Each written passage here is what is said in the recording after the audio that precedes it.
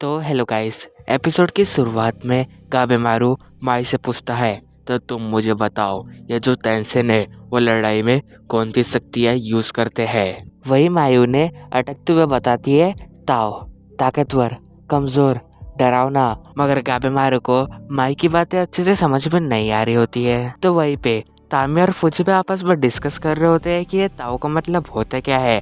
वो लोग बातें कर ही रहे होते हैं कि वहाँ पे बहुत सारे मॉन्स्टर आ जाते हैं। दूसरी ओर हम देखते हैं फोको सागेरी और बाकी सबको ताओ के बारे में बता रहा होता है। फोको कहता है दुनिया में सभी चीजें ताओ से बनी है, पर किसी को भी उसकी बातें अच्छे से समझ में नहीं आ रही होती है। यूजुरे कहती है यहाँ पे कोई और अच्छा सा टीचर नहीं है जो मुझे इसके बारे में अच्छे से सिखा सके। अगले सीन में हम देखते हैं नारुंगी सियोन के साथ तलवार चलाने की प्रैक्टिस कर रही होती है और वह पीछे से सियोन पे हमला कर देती है। मगर सियोन उसके हमले से एक ही झटके में बच जाता है और उसे तलवारबाजी सिखाने से मना कर देता है। निरुंगाई सियोन से कहती है, प्लीज आप मुझे तलवार चलाना सिखाइए ना, क्योंकि हमने वादा किया था कि हम तेंजा की मौत का बदला जरूर लेंगे। उसकी बात सुन के सियोन मन में सोचता है, मैं अभी इसके जैसे बच्चों को मरने नहीं दे सकता हूँ। फिर वह नारुंगाई से कहता है, मैं अकेला ही तेंजा का बदला लूंगा,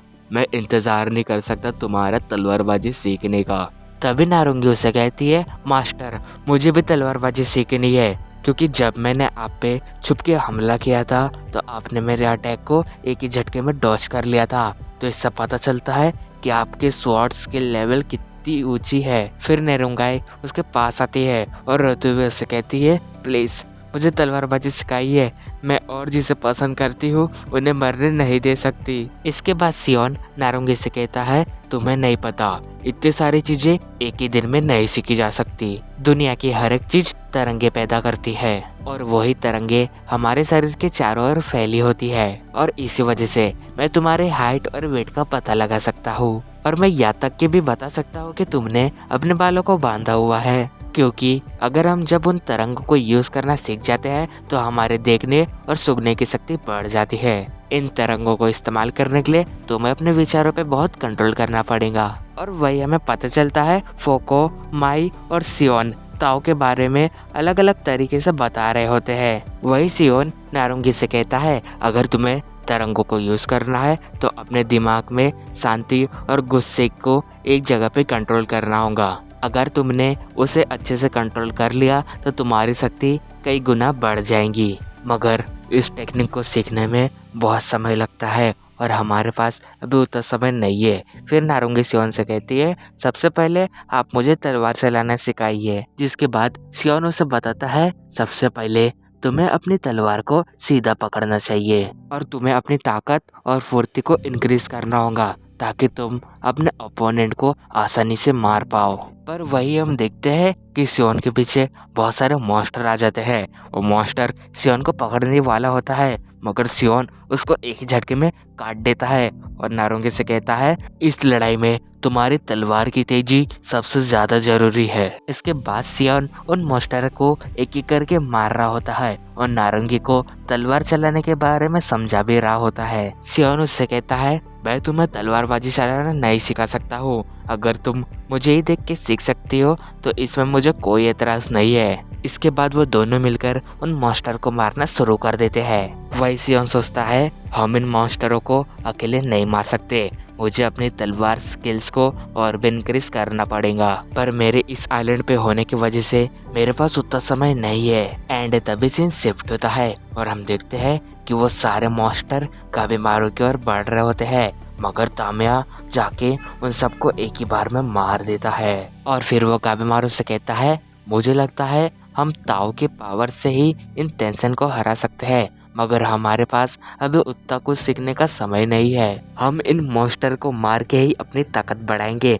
ये कह के वो माई को अपने कंधे पे बिठा लेता है और माई से पूछता है, बताओ ताओ को कैसे यूज करते हैं। और वही हम उन मॉन्स्टर के बीच में देखते हैं कि एक लाल मुंह वाला वहाँ पे बंदा खड़ा होता है। काबेमारू उसको देख के सोचता है, ये कौन है। तभी सीन शिफ्ट होता है और हम एक लड़का लड़की को देखते हैं जो आपस में कुछ काम कर रहे होते हैं। एंड वो किसी खाई के बारे में बात कर रहे होते हैं। अगर उस खाई में हमने किसी को फेंक दिए तो उसकी बॉडी फूल बन जाती है। ये इतनी गहरी खाई है कि उस खाई से कोई इंसान वापस नहीं निकल सकता। अगर कोई वहाँ से निकलने की कोशिश भी करता है तो वहाँ पे जो फूल बने इंसान है वो उन्हें रोक लेते हैं। उसके बाद हम देखते हैं कि आजा अपने भाई को उस खाई के अंदर से निकाल लेता है। फिर आजा टोमा को वहाँ से बाहर निकालने के बाद उसे कहता है हमें इन सबको मारना होगा, मगर टोमा उसकी बात सुन के कहता है मुझे लगता है हमें यहाँ से भाग जाना चाहिए। लेकिन आजा फिर से उसे वही कहता है कि हमें इसे खत्म कर देना चाहिए, मगर टोमा उसकी बात समझते हुए उससे कहता है ठीक है, मगर सबसे पहले हमें कोई प्लान बना लेना चाहिए। वही आजा उससे कहता है हमें कोई प्लान की जरूरत नहीं है। जो उन मॉन्स्टर के नीचे की बॉडी है वो सबसे ज्यादा कमजोर है, क्योंकि जब मैंने टेंसर को मारा था तो उसे अपने पेट के पास की बॉडी को रीजनरेट करने में बहुत टाइम लगा, जिसका मतलब ये है कि इनकी कमजोरी या इनकी नाभि या इनका दिल हो सकता है। वैसे ही एग्जाम्पल के तौर पे देखे तो एक पेड़ की जड़ें सबसे ज्यादा कमजोर होती है।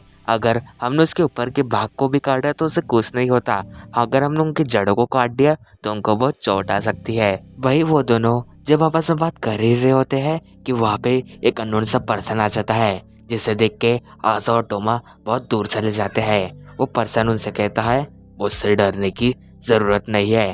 तभी टोमा उसे कहता है तुम कौन हो। वही आजा उससे कहता है इससे पूछने की कोई ज़रूरत नहीं है, ये एक मॉन्स्टर है और हम इसे मार देंगे।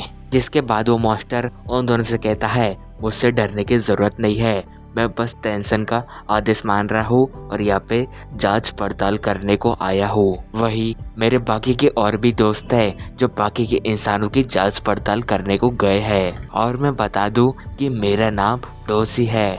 हम लोग टेंशन के लिए इस आइलैंड की जांच पड़ताल करते हैं और उन्हें इन्फॉर्मेशन देते हैं। उसके बाद दोषी आजा और टोमा से कहता है कि तुम लोग वापस से उस खाई में चले जाओ। ये बात सुन के आजा उस पर अटैक कर देता है, लेकिन वो दोषी आजा के अटैक से बच जाता है और उसे एक जोरदार मुक्का मारता है। वही अपने बचाव में आजा उसका हाथ पकड़ लेता है और उसके 2 टुकड़े कर देता है। फिर आजा उससे कहता है अगर तुम टेंशन के लिए काम करते हो तो पहले मैं तुम्हें मारूंगा, फिर उसके पास जाऊंगा। उसकी ये बात सुन के दोजी अपने पूरे मॉन्स्टर की सेना बुला लेता है। ये देख के आजा टोमा से कहता है तुम उन मॉन्स्टर्स को संभालो और मैं इसको संभालता हूँ।